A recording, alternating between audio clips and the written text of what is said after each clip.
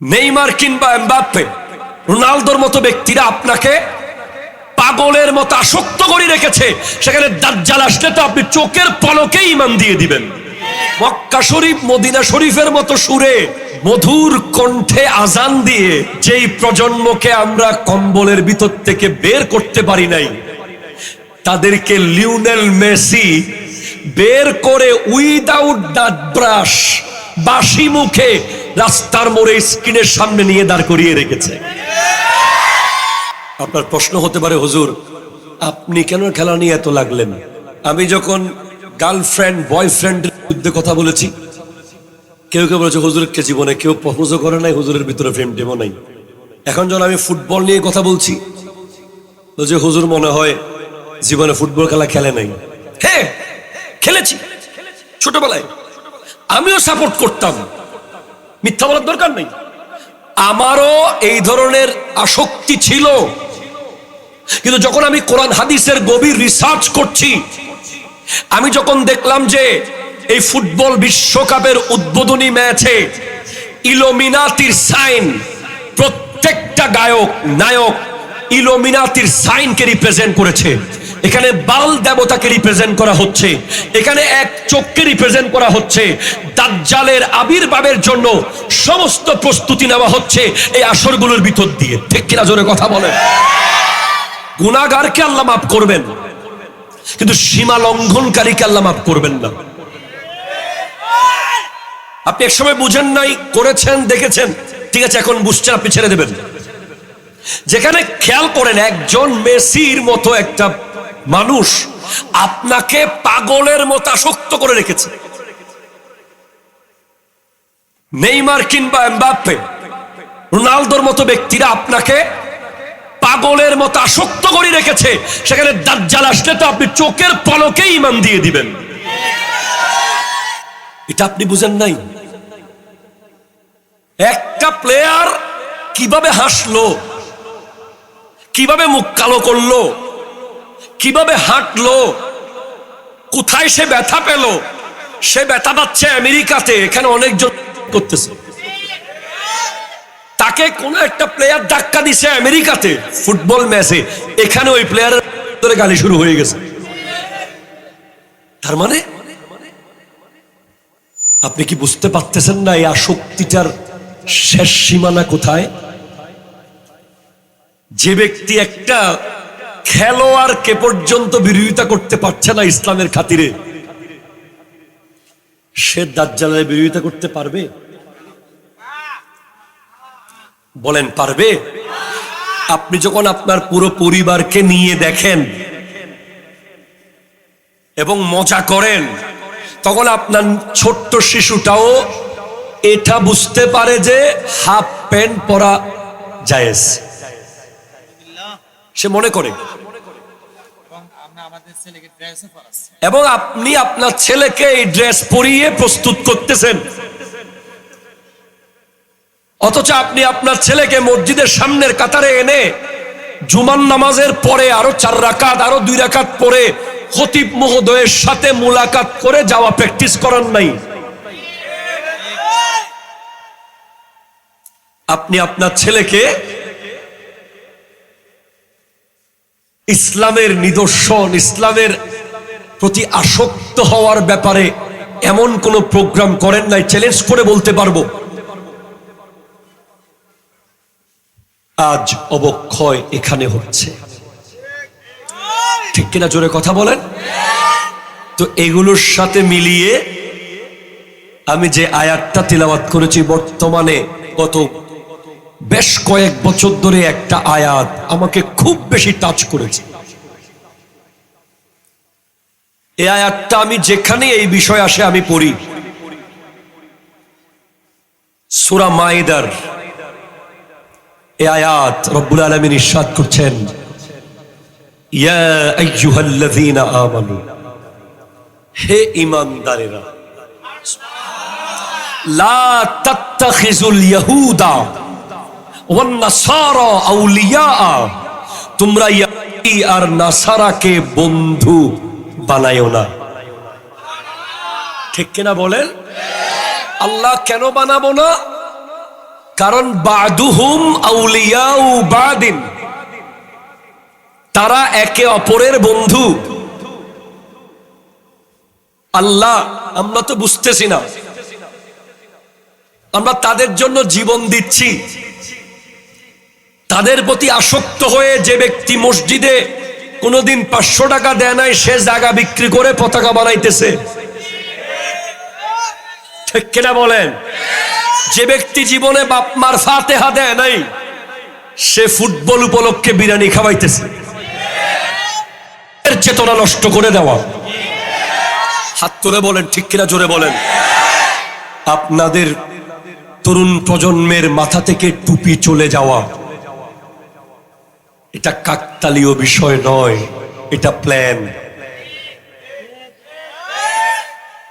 আপনার মাথায়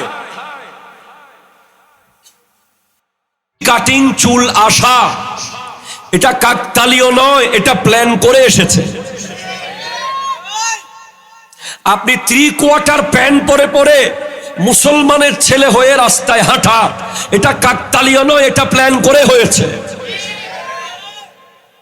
আপনি মুসলমানের ছেলে হয়ে রাস্তায় দাঁড়িয়ে দাঁড়িয়ে প্রস্রাব করা, এটা কাকতালীয় নয়, এটা বিশাল প্ল্যান।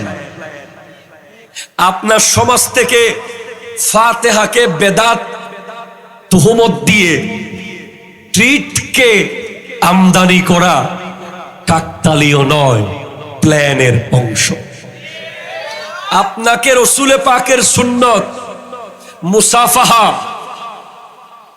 কে কেড়ে নিয়ে হ্যান্ডশেক, কথা বলেন, কথা বলেন, কথা বলেন। নবীর সুন্নত তো এটা।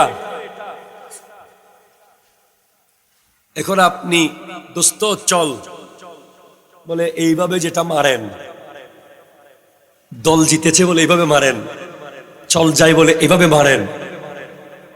এই হ্যান্ডশেক মুসলমানের ঘরে প্রবেশ করানো, মুসাফাহার মতো সুন্নাতকে বাদ দিয়ে, এটা কাকতালীয় নয়, it's a plan. Plan, plan, ঠিক কিনা কথা জোরে বলেন। আসসালামু আলাইকুমের জায়গায় হাই বলা, আল্লাহ হাফেজের জায়গায় বাই বলা, এটা কাকতালীয় নয়, এটা প্ল্যান করেই হয়েছে। আপনার বাসার ভিতরে 24 ঘন্টা ওয়াইফাই চলা, আপনার পেটের বাচ্চার বোন আপনাকে সন্তান জন্মদানে অক্ষম করে ফেলা, আপনাকে চরম ইন্টারনেটে আসক্ত করে আপনার শরীরের সেলগুলোকে ধ্বংস করে দেওয়া কাকতালীয় নয়, এটা প্ল্যান। কারণ এখানে দুইটা বিষয়।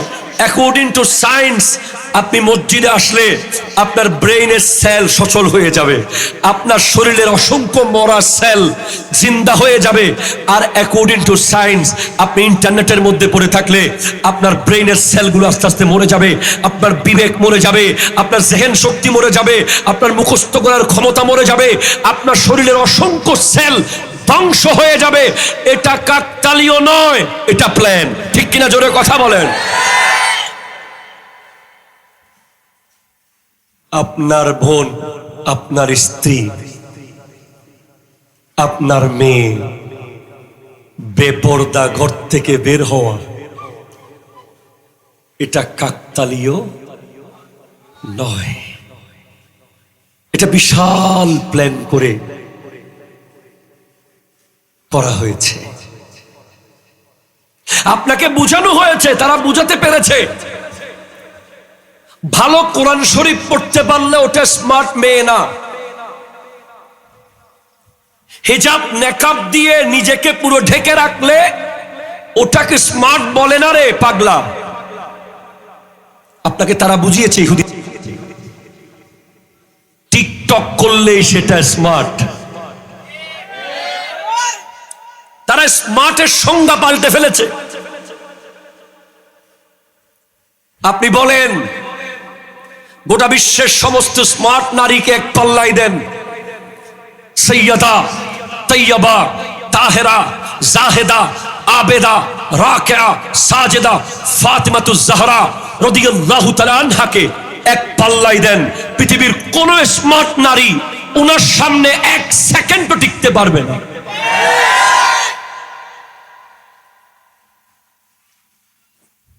কিন্তু স্মার্টের সংজ্ঞা তো পাল্টে ফেলেছে। এখন আপনি মনে করেন যে আপনার মেয়ে একটু টাকনুর উপরে করে প্যান্ট পরলে সে স্মার্ট। আপনি মনে করেছেন আপনার মেয়ে চুলগুলো খুলে চললে সে স্মার্ট মেয়ে। আপনি মনে করেছেন আপনার মেয়ে, আপনার বোন বা আপনার বিবি আপনার বন্ধুদের সামনে এসে কথা বলতে পারলে সে খুব স্মার্ট। আপনি মনে করেছেন আপনার পরিবারের যেই নারীরা একেবারে টেনশন মুক্ত ভাবে অবাধে মেহেদি অনুষ্ঠানে গিয়ে উন্মাদনা করতে পারে, সবার সাথে খুব খোলাখুলি মিশতে পারে, বিয়ে বাড়িতে গিয়ে যেমন তেমন করে ড্রেস কোড পরে চলে যেতে পারে, আপনি মনে করছেন এটাই বোধহয় স্মার্ট। কিন্তু আমার ইসলাম, আমার কোরআন বলছে ওয়াকারনা ফি বুয়ুতিকুন্না ওয়ালা তাবাররাজনা তাবাররুজাল জাহিলিয়াতিল উলা। হে নারীরা, তোমরা ঘরের ভেতরে থাকো, নিজেকে জাহিলি যুগের মেয়েদের মতো জনগণের সামনে প্রকাশ করবে না। সবচেয়ে স্মার্ট নারী হলো সে যাকে পৃথিবীর কেউ দেখে নাই। ঠিক কিনা জোরে কথা বলে।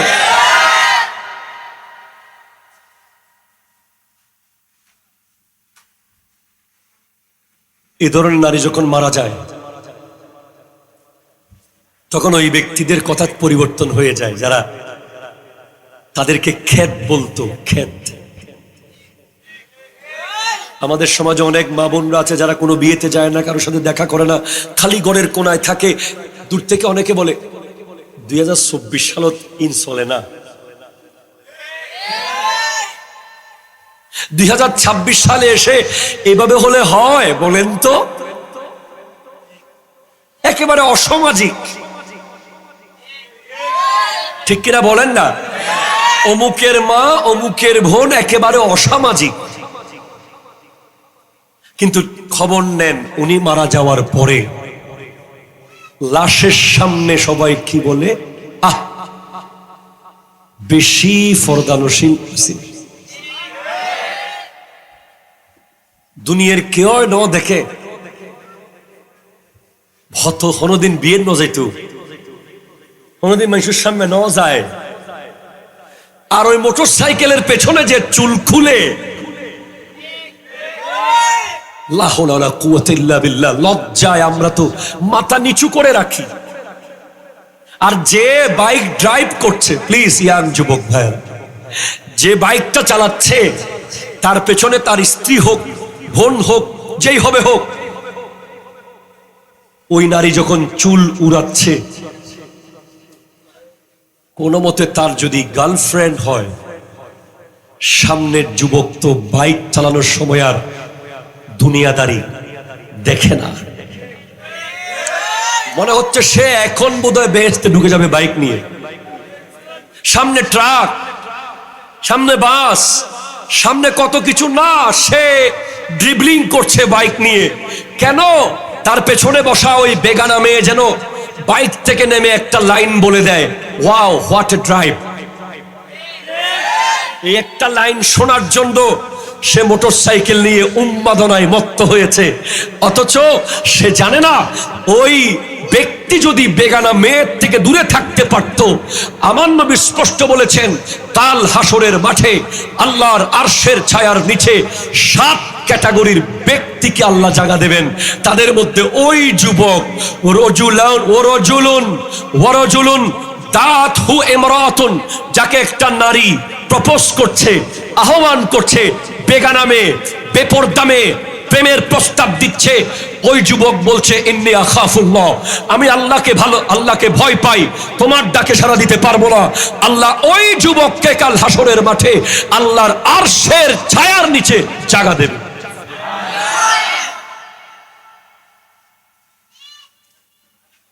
এখন খুব লজ্জার বিষয়, আমরা তো বিয়ে বাড়িতে যাওয়াকে লজ্জা পাই, যাই না।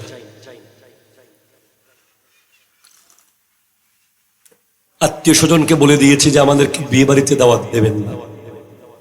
বেপরদা মেয়ে দেখে বিয়ে খাওয়াচ্ছে, ওই রাতটা উপোস থাকা অনেক ভালো।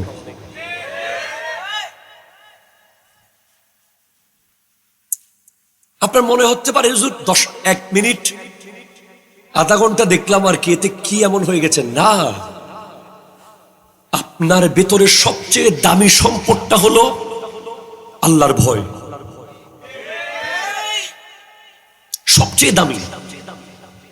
আপনি যখন এই টাইপের বিষয়গুলোতে আস্তে আস্তে অভ্যস্ত হয়ে যাবেন, ভয়টা আস্তে আস্তে কেটে যাবে।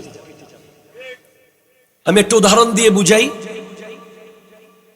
প্রথম সিগারেট সর্বপ্রথম যারা খেয়েছে অনেক ভয় পাইছে। না ভাই দোস্ত প্লিজ দিস না, আল্লাহ আমার ভয় লাগতেছে, কি বলবে, কে দেখবে, মারাত্মক একটা ভয় কাজ করে।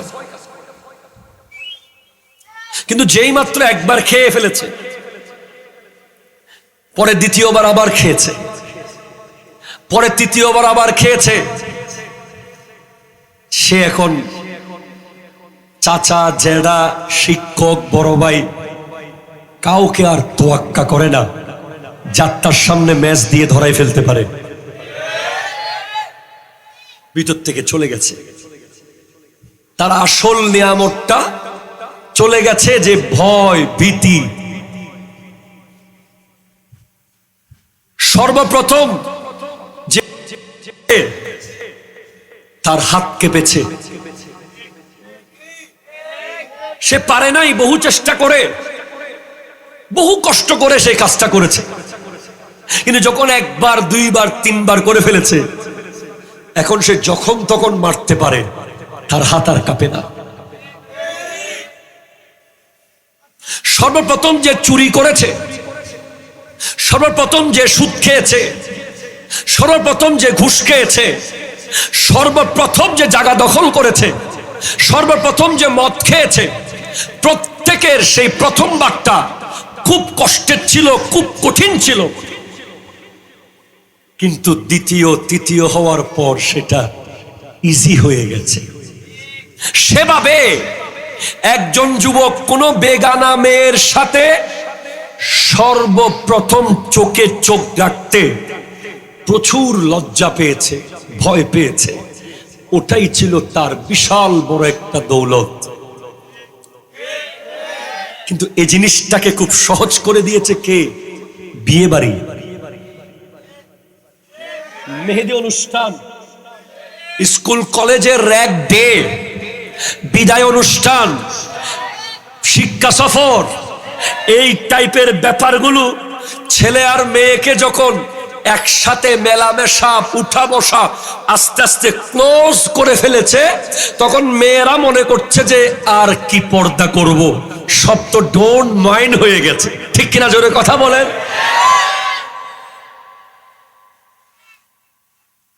আমাদের পরিবারের নারীরা যাবে,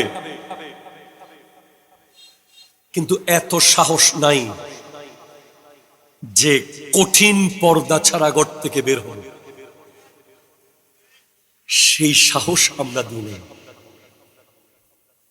আমাদের উস্তাদদের এমন এমন আহলিয়া মুহতারামা আছে যাদের চেহারা তো দূরের কথা, আওয়াজও পৃথিবীর কেউ শুনে নাই কোনোদিন। আপনি সেই মাকে কল্পনা করেন যার পেট থেকে শেরে মিল্লাত মুফতি উবাইদুল হক নঈমী বের হয়েছে। আপনি সেই মাকে একটু কল্পনা করেন যার পেটের ভিতরে আল্লামা গাজী শেরে বাংলা ছিলেন। আপনি সেই মাকে একটু কল্পনা করেন যেই মায়ের পেটে আল্লামা সৈয়দ আহমদ শাহ সিরিকুটির মতো জাত 10 মাস 10 দিন ছিল।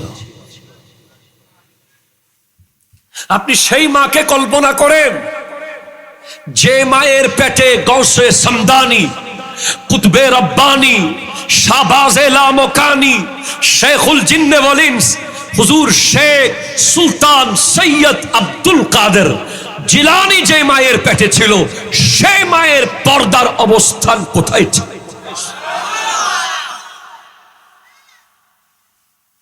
আপনি সেই মাকে একটু কল্পনা করেন। হায় হায় হায়, যেই মায়ের পেটে জান্নাতি যুবকদের সর্দার, হায় হায় হায় হায় হায়, ইমামে হাসান ও হুসেন যেই পেটের মধ্যে ছিল, সেই পেটের পর্দার লেভেল কোন পর্যায়ে? হযরতে ফাতেমাতুজ জাহরা রাদিয়াল্লাহু তাআলা আনহার পর্দা কেমন ছিল? উনি ইন্তেকালের আগে নিজের গোসল নিজে করে ফেলেছেন। অনেক উঁচু উঁচু তবকার কিতাব এসেছে, উনি জানতেন কোন দিন উনি মারা যাবেন, এটা আল্লাহ ওনাকে জানিয়েছেন।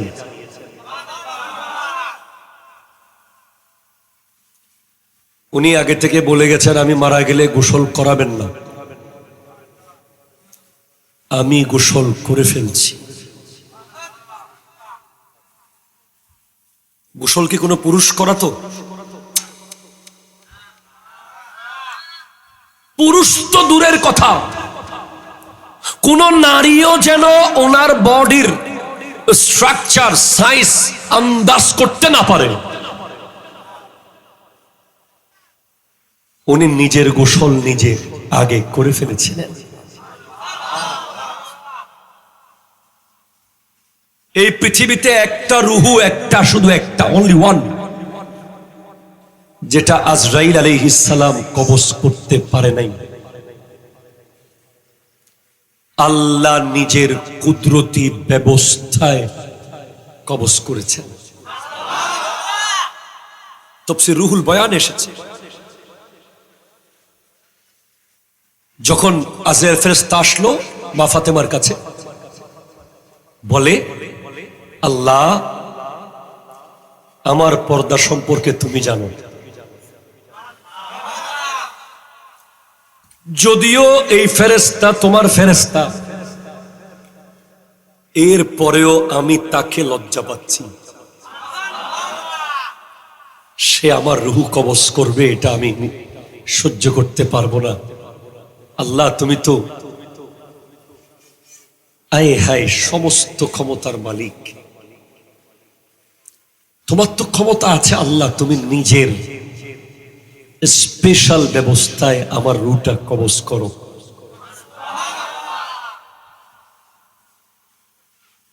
আল্লাহু আকবার। আমার মা বোনেরা, হাই হাই, সৈয়দা ফাতেমার রূহ আল্লাহ কবজ করেছেন।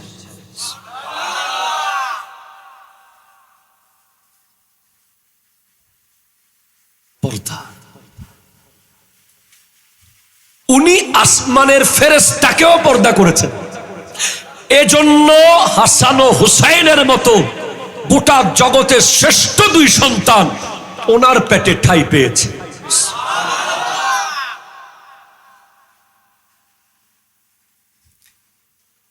এখন একটা সামান্য কদু গাছের দিকে একটু ভালো করে তাকালে কদু ঝরে পড়ে যায়, বদ নজর। একটা কাঁঠাল গাছের দিকে আপনি একটু বেশি করে যদি বলেন আই রে এত কাঁঠাল, দেখবেন কিছুক্ষণ পরে ধপ ধপ পড়ে যাচ্ছে। আইন হকুন। তো আপনি যে আপনার পেটটা দেখান, আপনি যে আপনার চেহারাটা দেখাচ্ছেন দুনিয়াকে বেপরদা হয়ে, আপনার প্রতি যে পরপুরুষ বদ নজর দিচ্ছে, আপনার গাছে কি আর ভালো ফল আসবে? কখনো আসতে পারে না, কোনোদিন আসে নাই, এটা অসম্ভব বিষয়। এজন্য দেখবেন যত বেপরদা নারী আছে তাদের সন্তান হয়তো ল্যাংড়া, লুলা, হয়তো দেখবেন সন্ত্রাস, হয়তো দেখবেন মাদকাসক্ত, সমাজের বোঝা। কারণ তাল গাছে তাল ধরে, বেল গাছে বেল। আপনি বেল গাছ থেকে তাল পাবেন না, কাঁঠাল গাছ থেকে আম পাবেন না। বৃক্ষ তোমার নাম কি, ফলে পরিচয়। High high high. আমাদের আত্মীয় স্বজন, উস্তাদ, পরিচিতদের মধ্যে এমন এমন নারীকে আমরা চিনি যারা কোনোদিন দেবরকেও দেখা দেয় না। দেবরকে আপনি এখন বলবেন হুজুর 2026 সালে এগুলো ওয়াজ করলে হবে? এখন তো দেবরের জিম্মাদারিতে। সরি, আপনাদের গায়ে পড়ে আপনাদের সংসার ভাঙতে আমি আসি নাই। আমি যেটা হাদিসে পেয়েছি ওটা বলতে এসেছি। আমার নবীকে জিজ্ঞেস, আমার নবী বলছে ইয়াকুমুদ দুখুল আলান নিসা, তোমরা নারীদের ভিতরে প্রবেশ করা থেকে দূরে থাকো। তখন একজন জিজ্ঞেস করছে, ইয়া রাসূলুল্লাহ, দেবর কি ভাবির কাছে যেতে পারবে না? তখন আমার নবী বলছেন আলহামুয়া আল মউত, দেবর হচ্ছে ভাবির জন্য মৃত্যু। আপনারা এই এলাকায় মনে হয় দেবর ভাবি টাবি নাই, এগুলো মঙ্গল গ্রহে আছে মনে হয় নাকি? দেবরকে ভাবির জন্য মৃত্যু বলা হয়েছে, মৃত্যু। ঠিক কিনা কথা জোরে বলেন না। মুরব্বী বলতেছে এখন তো বন্ধু বলে। ভাবিকে দেবরের জন্য মৃত্যু, দেবর ভাবির জন্য মৃত্যু। কিসের মৃত্যু? আরে আপনি 1000 বার মরে গেলে কি হবে, কিন্তু ঈমান যদি মরে যায় এটা আসল মৃত্যু। ঠিক কিনা জোরে কথা বলে।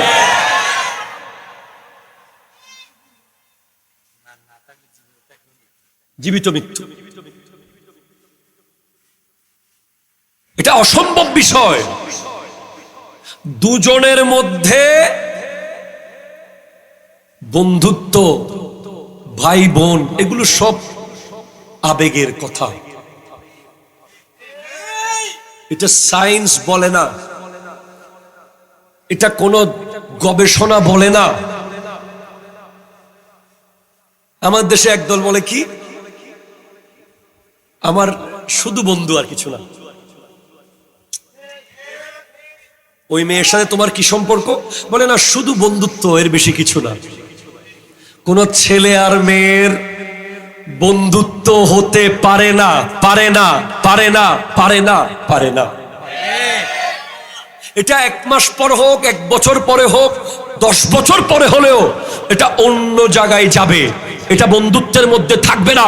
এখানে শয়তান 100% সে এইখানে ফাঁদ পাতবে এবং নারীকে শয়তান ওই পুরুষের জন্য রশি বানাবে, অথবা পুরুষকে নারীর জন্য রশি বানাবে। ঠিক কিনা জোরে কথা বলে। তা এখন কেমনে থাকবেন ঘরে? ভালো আছে। তা আপনি কি তাইলে কি এখন ঘর ছেড়ে চলে যাবেন? না, আপনি ঘরে থাকবেন। আপনার ভাবির সামনে আপনার চোখ থাকবে নিচে। যখন প্রয়োজনে যাবেন, আর আপনার ভাবি আপনার সামনে থাকবে পর্দার ভিতরে। ভাবির বেডরুমে আপনি বড় ভাই না থাকলে প্রবেশ করবেন না। ভাবির বিছানায় আপনি বসবেন না, ওটাতে আপনি বিশ্রাম করবেন না। কথা বলে না। আগামী বছর আমাকে আর দাওয়াত দিবেন না, এটা বুঝে গেছি মোটামুটি। বেশি করা হয়ে যাচ্ছে মনে হয়। আমার কিচ্ছু করার নাই, আমার কিচ্ছু করার নাই। বাস ভাবির কোনো কিছু আনতে হলে নিজে গিয়ে নিয়ে আসবেন, সাথে করে যাওয়ার দরকার নাই। একটু মেনটেন করলে পারা যায়। আরেকটু মেনটেন করতে না পারলে জান্নাত তো এত সহজ না যে কলা গাছে ধরে গেছে ছুলে খেয়ে ফেললেন।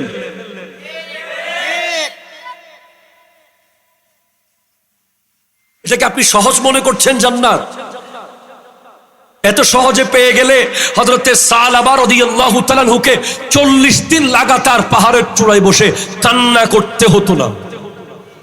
শুধু ভুলে নবীজি একটা কাজে পাঠিয়েছেন, যাওয়ার পথে একটা বেগানা নারীর দিকে চোখ গেছে। এই লজ্জায় নবীর সামনে কেমনে যাবে? 40 দিন লাগাতার পাহাড়ের আগায় বসে বসে কেঁদেছে। শেষে কাঁদতে কাঁদতে কাঁদতে শরীর শুকিয়ে একেবারে নাই হয়ে গেছে। হযরত ওমর এসে খুঁজে বের করে নিয়ে গেলেন। আমার নবীর চেহারার দিকে তাকাচ্ছে না লজ্জায়। 14 বছরের সাহাবা বলছে, ইয়া রাসূলুল্লাহ, আল্লাহ কি আমার উপর বেশি নারাজ হয়ে গেছে? আমার ব্যাপারে কি আয়াত নাজিল হয়ে গেছে? বলে, সালাবা, তোমার চোখের পানি আল্লাহ কবুল করে নিয়েছে। সাথে সাথে নবীজির কোলে উনি ইন্তেকাল করেছেন। ইন্না লিল্লাহি ওয়া ইন্না ইলাইহি রাজিউন। এগুলো ওয়াজ করলে এখন আমাদেরকে অনেক সোশ্যাল মিডিয়ায় কি বলবে, হুজুর এগুলো নিয়ে কথা বলেন, বলৎকার নিয়ে বলতে পারেন না? আমরা 100 বার বলৎকার নিয়ে বলেছি, বলছি, বলতে থাকবো, ঠিক কিনা? জোরে কথা বলেন। এগুলো কওমে লূতের কাজ কারবার। যাদের কাছে বিন্দু পরিমাণ নবীর মোহাব্বত আছে, যাদের কাছে ওলি আল্লাহদের দামান আছে, সাহাবায়ে কেরামের প্রেম আছে, আহলে বাইত রাসূলের মোহাব্বত আছে, তারা কখনো এই নিকৃষ্ট কাজ করতে পারে না, ঠিক কিনা? জোরে কথা বলেন। আপনাদেরকেও শিক্ষা দিতে হবে পরিবারে। অনেক গুরুত্বপূর্ণ বিষয় রয়ে যায় যেগুলো আপনারা শিখান না। আপনার ছোট্ট ছেলে ছোট্ট মেয়েকে আপনি শিখিয়ে দেন কোনটা গুড টাচ, কোনটা ব্যাড টাচ। আপনি তাকে বলেন, তোমার মাথার উপরে কেউ হাত দিলে গুড টাচ,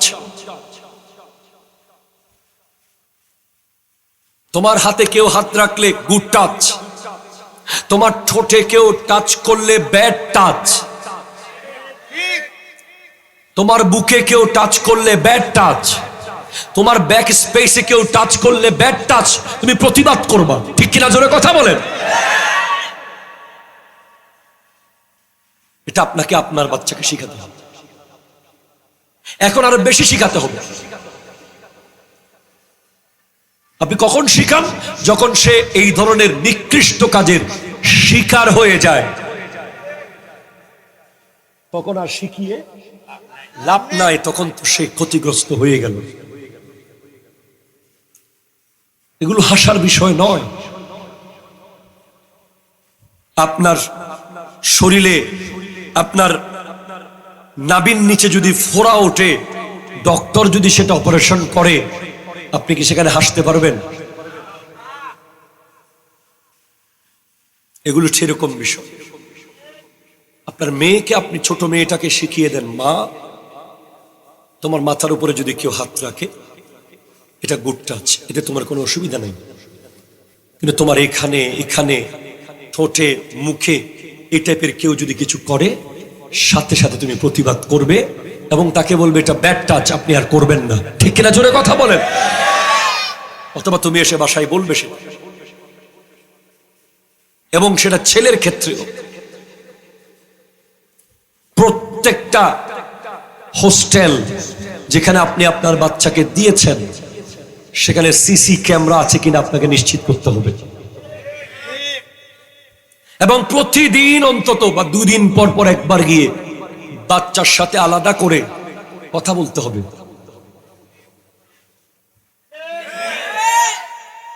সবকিছুর সীমা আছে, ঠিক কিনা? জোরে কথা বলেন। এই বিষয়টাকে কোনোভাবেই মজা বা সহজভাবে নেওয়া যায় না, এটাকে খুব সিরিয়াসলি নিতে হবে। আল্লাহ বুঝার তৌফিক দান করুক, আমিন জোরে বলেন। আল্লাহুম্মা